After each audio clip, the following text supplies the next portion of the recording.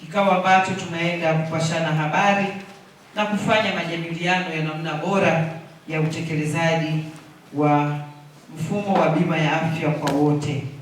Toka juzi tuko katika ukumbi huu tukiwa katika kikao kazi tukiangalia majukumu yetu yaliyoko mbele yetu tunapoanza Januari.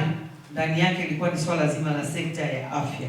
Kwa hiyo tunamshukuru Mwenyezi Mungu, mmekuja katika wakati mwafaka, kwa sababu tunataka ikianza Januari basi tuende tukafanye uhamasishaji wa kina, na ili kila Mtanzania aliyelengwa aweze kufaidika na mpango huu. Sote tunatambua kwamba serikali yetu iliweza kupitisha swala au sheria ya bima ya afya kwa wote mwaka 2023 na hususan utekelezaji wake uliweza kuanza tarehe 16 Agosti 2024. Lakini sisi tunasema fursa imekuja mikononi. Kama tuna uwezo wa kwenda mbele kufanya ubunifu tukawafikia wengi zaidi, inawezekana. Na hiyo ndio tarajio letu baada ya semina hii, tuweze kuangalia fursa mbalimbali katika mkoa wetu, ni namna gani tunaweza tukawafikia kaya nyingi zaidi waweze kufaidika na swala zima la bima ya afya kwa wote. Kwa hiyo leo tutapata elimu nzuri kutoka kwa wataalamu wetu waliokuja, lakini tukishapata sisi tuhakikishie kwamba tumejipanga, faida tunazielewa, na sisi ni watekelezaji wazuri wa maelekezo na maagizo ya serikali. Tutaweza kuyatekeleza kwa kasi kubwa na kuhakikisha kwamba tunafanya vizuri sana. Tulikuwa chini sana kwenye ICHF, lakini sasa tulikuwa tunasubiri nini kitafuata.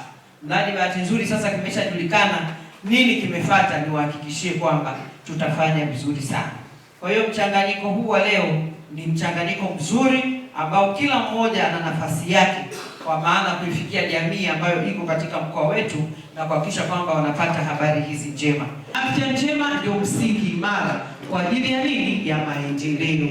Kwa hiyo mimi niwashukuru sana Raymond na timu yako kwa kazi hii nzuri na kubwa mliotufanyia, na tuwahakikishie sisi tutaibuka kinara. Tutakuja na slogan yetu ambayo itafanya wananchi wetu sasa waweze kuchangia, lakini pia uchangiaji uende sambamba na kuboresha huduma kwenye vituo. Tutafanya assessment ya kutosha na kuhakikisha kwamba watu wetu wa huduma tunawamotivate sasa waende kufanya kazi isivyo kawaida. Na katika maisha ya sasa mtu akiwa na bima, maisha yamerahisishwa zaidi kuliko vinginevyo. Sio kila wakati tuna hela mikononi. Kwa hiyo tuhakikishie Wanasingida tumelipokea hili kwa mikono miwili, na tunaenda kuhakikisha kwamba tunalitekeleza na tuna mpango wa kuibuka kuwa kinara, kwa sababu tunajua tunakwenda kuanzisha kitu kipi ambacho kikipokelewa vibaya inaweza ikaleta image mbaya, lakini ili kipokelewe vizuri lazima tuimarishe mifumo. Na huku zahanati na vituo vya afya vinaendelea kujitahidi, na tunafahamu gharama za kuweka ule mfumo ukae vizuri kwenye zahanati sio pungufu ya milioni 14 na kuendelea. Kituo cha afya ndio usiongee. Kwenye hospitali ni uwekezaji mkubwa. Sasa nikataka kufahamu katika huu utaratibu wa bima ya afya kwa wote, najua kwamba kuna bajeti ile ya maandalizi. Je, kuna bajeti yoyote ambayo imewekwa kwa ajili ya kucomplement kile ambacho umesema pale, presenter amesema ukienda pale utakuta tu kwenye kupokelewa ndio kuna huo mfumo, ukienda kwenye zile service point hakuna, ni kutokana na ufinyu wa budget. Hii imeongelewa mara kadhaa kwamba angalau basi wizara nayo iangalie jinsi gani ya kucomplement hiyo ili tuweze kwenda sawa sawa. Kuna ile changamoto ya kwamba fomu fulani ikikosewa kwa kitu kidogo tu tayari fomu inawekwa pembeni, na wakati pale mteja ameshapewa madawa ya shilingi kadhaa na zile dawa zinanunuliwa na kituo.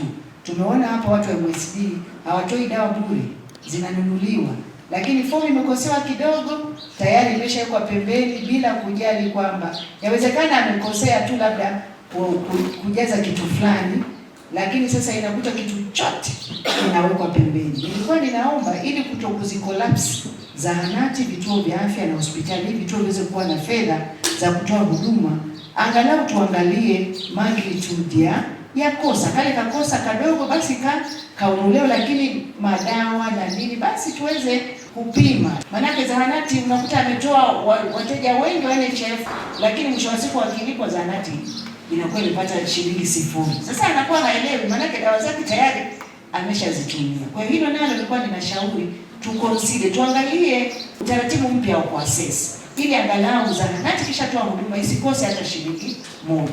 Mheshimiwa Mkuu wa Mkoa, nikushukuru zaidi kwa kutupa nafasi hii katika kikao chako muhimu ambacho ulikuwa unakiendesha tangu juzi, ili tuweze kupata mafunzo lakini pia tukatekeleze bima ya afya kwa wote. Kwa fursa hii tunashukuru wawezeshaji wamefika kutoka Wizara ya Afya. Mheshimiwa Mkuu wa Mkoa, kama ulivyosema, tulikuwa chini katika kujiunga na CHF, tulikuwa kwenye 8% tu, lakini sasa tunaongezewa nguvu.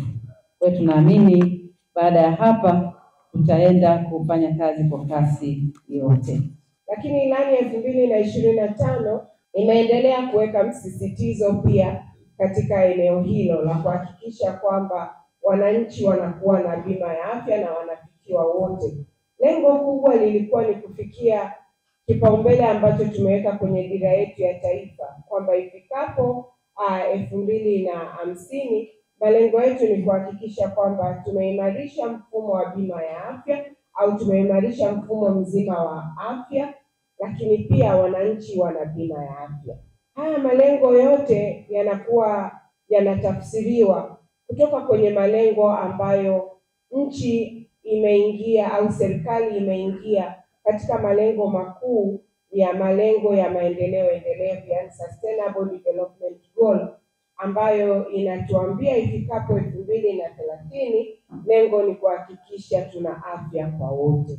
Na minsi ya kuwa na afya kwa wote kwetu ni kuwa na bima ya afya na kuhakikisha wananchi wote wanakuwa na bima ya afya.